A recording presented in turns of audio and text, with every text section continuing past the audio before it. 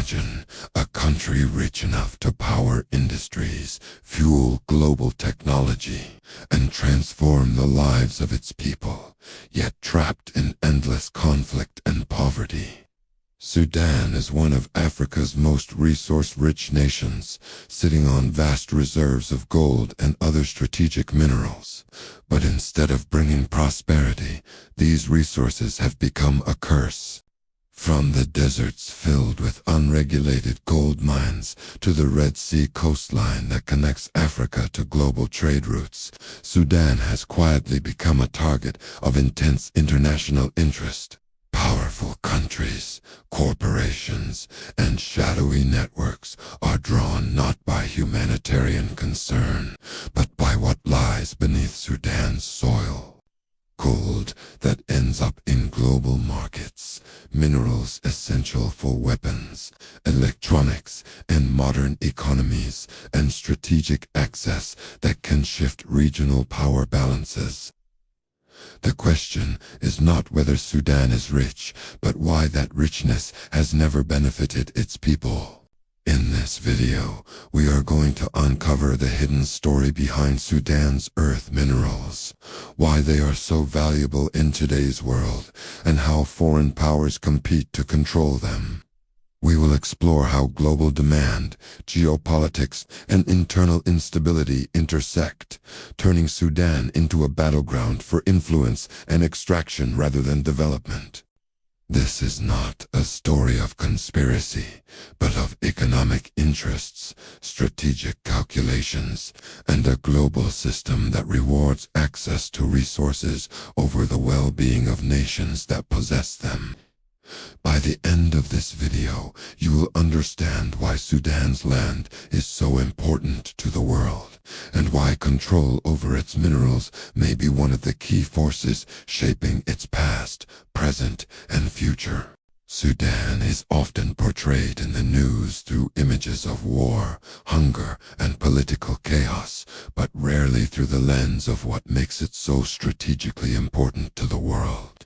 Beneath its vast deserts, mountains, and riverbanks lies immense mineral wealth that has shaped its destiny for decades.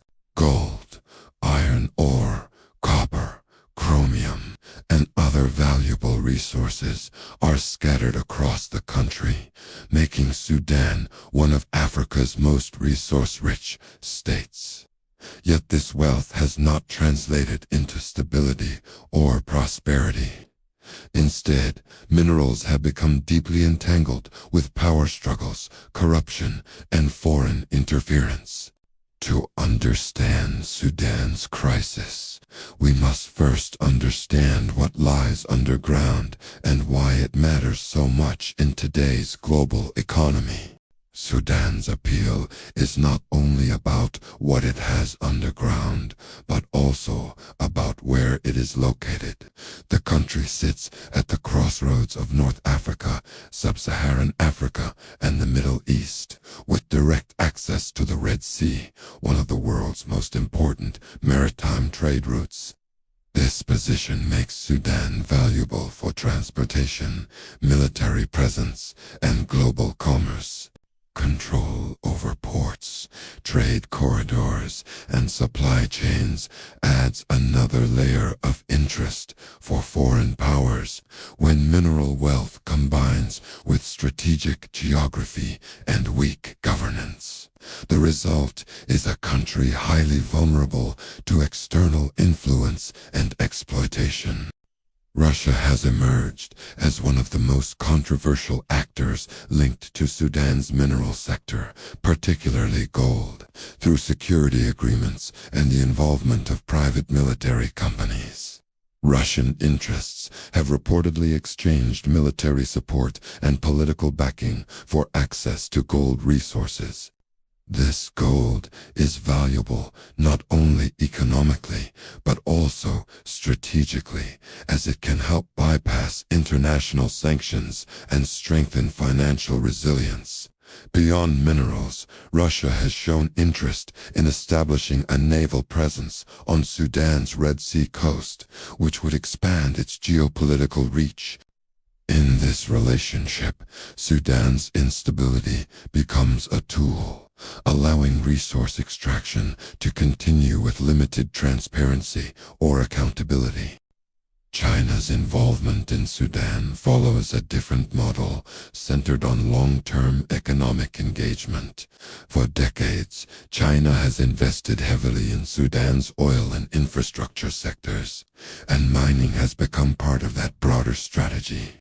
Chinese companies often present their involvement as development partnerships, building roads, facilities, and extraction infrastructure in exchange for access to resources. While this approach appears less militarized, it still raises concerns about debt dependency, environmental damage, and limited benefits for local communities. China's interest reflects a broader strategy to secure raw materials needed to sustain its industrial growth and global manufacturing dominance.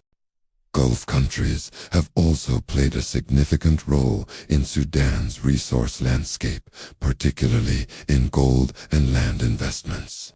Nations such as the United Arab Emirates and Saudi Arabia see Sudan as a source of raw materials and food security, while also valuing its proximity to the Red Sea. Gold from Sudan has been linked to Gulf markets, often passing through informal or opaque trade channels. Financial support and political alliances further deepen this relationship, allowing Gulf states to exert influence while securing resources. These ties often prioritize stability that protects investments, even if it means supporting powerful actors rather than democratic institutions. Western countries, while less directly involved in extraction, approach Sudan through a strategic and political lens. Their interests often revolve around countering Russian and Chinese influence, maintaining Red Sea security, and managing migration routes. Sanctions, diplomatic pressure, and aid are tools frequently used, but they also shape who controls resources and how they are accessed. While Western nations speak of democracy and human rights, critics argue that strategic interests still play a central role in their engagement with Sudan, particularly when global competition over minerals intensifies. For ordinary Sudanese people, the impact of this resource competition is devastating. Mineral wealth that could fund schools, hospitals, and infrastructure instead fuels armed groups, corruption, and environmental destruction. Communities near mining sites suffer from polluted water, unsafe working conditions, and displacement, while profits flow outward to foreign markets and elites. This is the classic resource curse, where abundance becomes a driver of conflict rather than development. Sudan's minerals have the potential to rebuild the country, but only if managed transparently and nationally. Whether they become a source of renewal or continued exploitation depends on who controls them and for whose benefit.